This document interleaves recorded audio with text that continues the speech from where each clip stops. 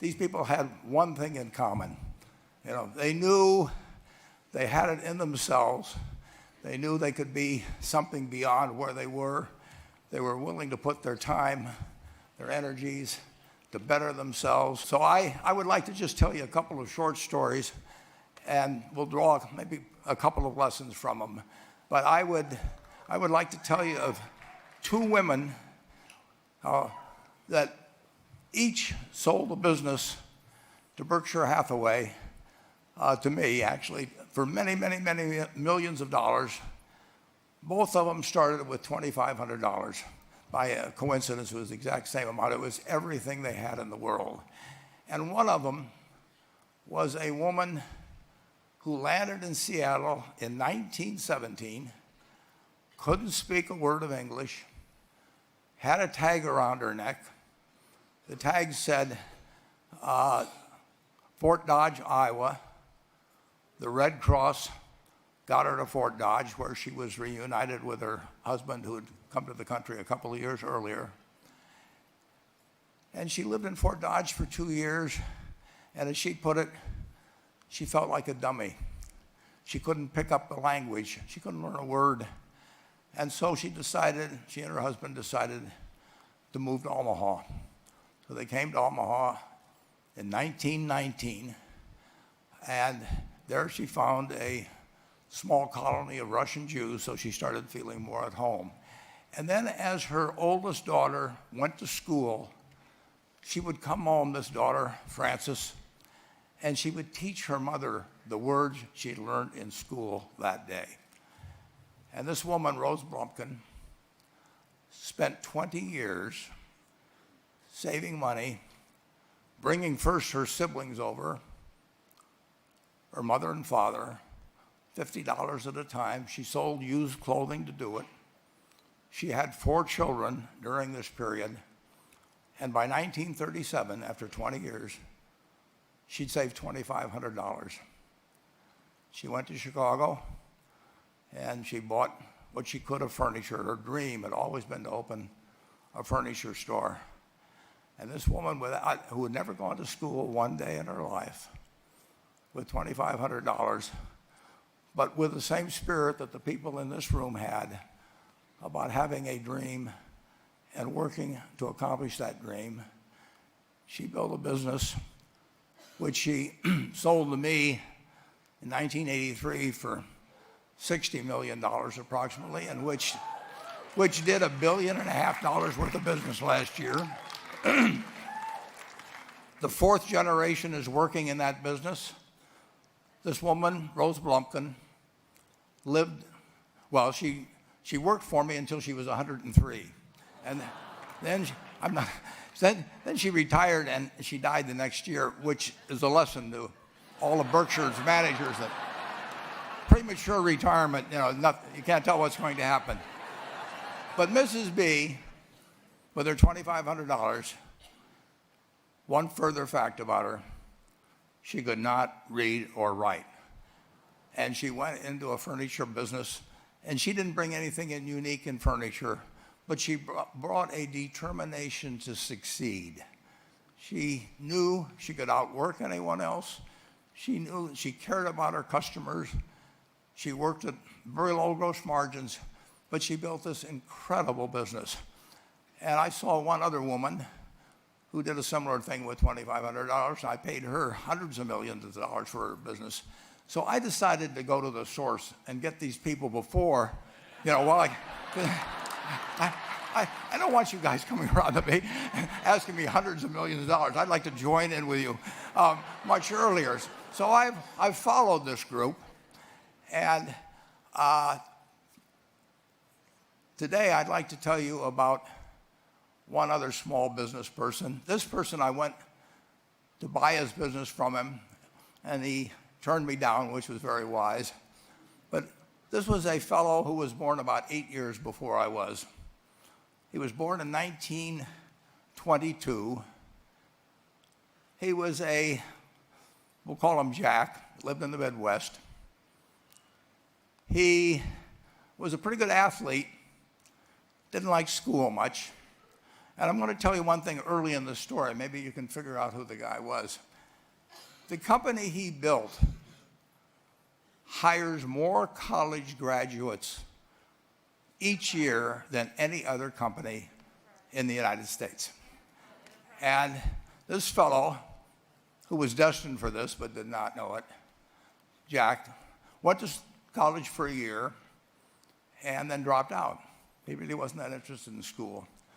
And the year he dropped out was 1941. And when the United States became under attack, he went down to the Army Air Force recruiting station, volunteered, and they turned him down because he had hay fever. So he went over to the Navy and again volunteered, and they took him. They put him on an aircraft carrier. He flew small fighter planes during World War II, got 2 distinguished flying crosses from the Navy, and then he came back to the Midwest. So now we've got a young guy. Probably by this time he would be 23 or 24 years old. And the interesting thing is, he got back to the Midwest, and he actually kind of went from one job to another for a short period of, or not such a short period of time. And he finally became a used car salesman at a Cadillac dealership in St. Louis, Missouri. And at age 35, having moved up in the organization, the sales organization, he said to his boss, could I go into car leasing business with you? The boss said, well, if you'll cut your salary in half and you'll come up with, I think it was $25,000, which he borrowed, we can become partners in a car leasing company. So my friend Jack started at age 35 in the car leasing business. And he had 7 cars. It was pretty slow.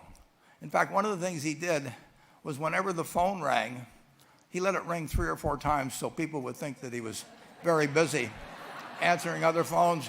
And of course, it was the only call he was going to get all day. So his first venture was okay, but it wasn't really going to go anyplace. And there's a lesson in this for all of us. At age 40, he decided, with 17 vehicles, 17 cars, he was going to go into competition in the rent-a-car business.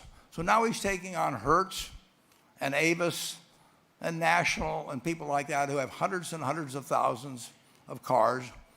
And he's got 17 cars, and his cars aren't any different than theirs. I mean, he's buying them from General Motors or Ford or Chrysler. And he can't get the airport locations. Those companies have them all sold up. But he was determined that he would basically offer the customer, can't offer him a different car, but he can offer them friendlier service than they've ever seen. And so he started a company. He named it after the battleship that he'd flown from in the Pacific, which was the USS Enterprise. And he died about a year and a half ago. But when he died, his rent-a-car company, starting with those 17 cars, was worth more than Hertz and Avis and all the rest of the rental cars put together. The man's name was Jack Taylor, and his son, Andy Taylor, is a good friend of mine, runs the business now. A grandchild is in the business. There'll probably be a 4th generation along the line. So this man, in the United States, he didn't invent artificial intelligence.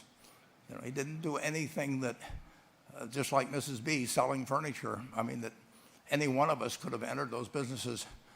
But he lived by the creed, basically, of delighting his customers and working with people and establishing the relationship with them so that they in turn would want to delight the customers. He couldn't go out there and take care of every rental car possibility, but he learned how to project himself and his attitude toward his fellow man and his desire, to make a friend out of every customer.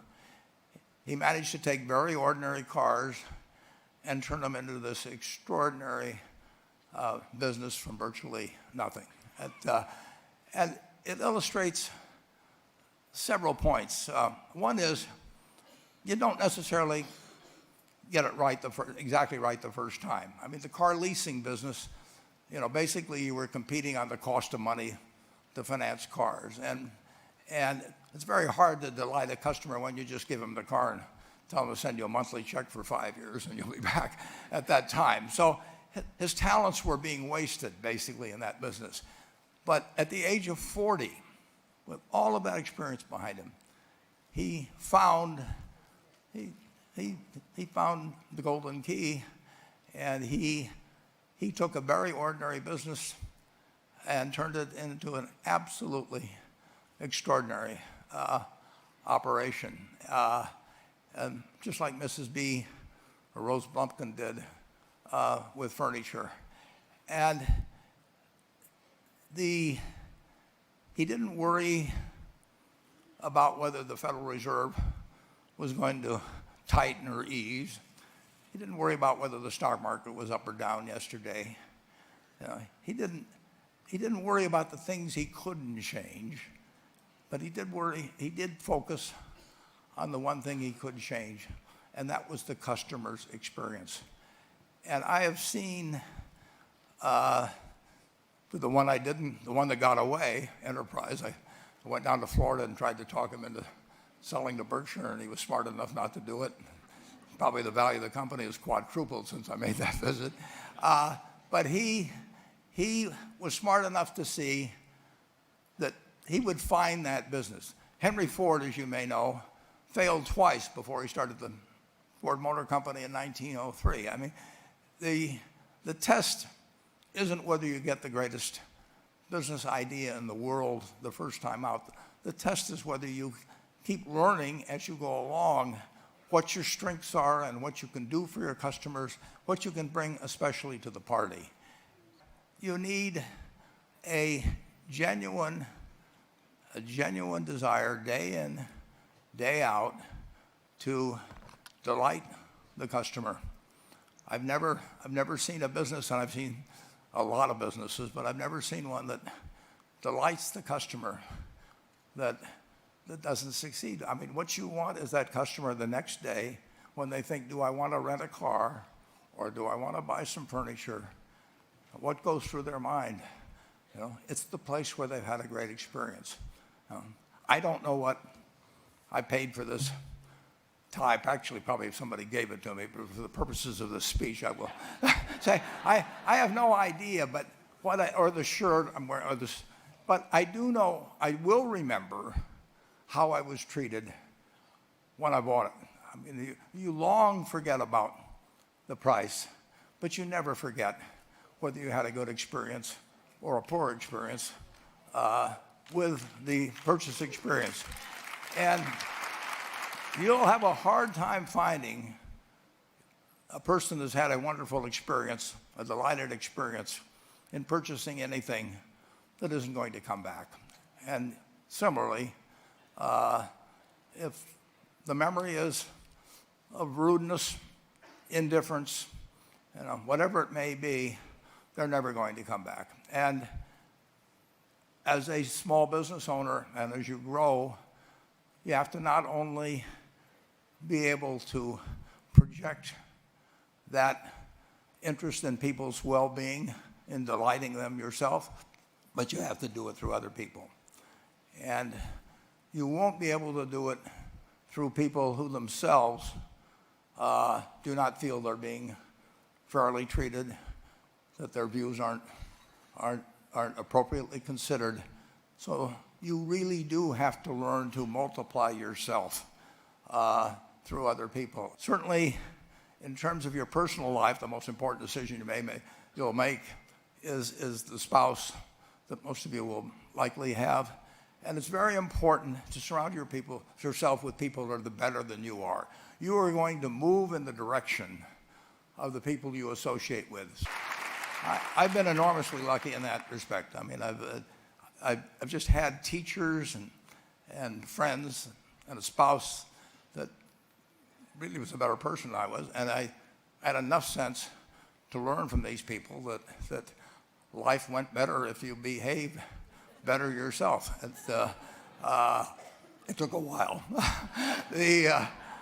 So I advise you to seek out, as your partner in business, your partner in life, whatever it may be, look for the people that actually are examples to you rather than somebody that you think you need to straighten out yourself.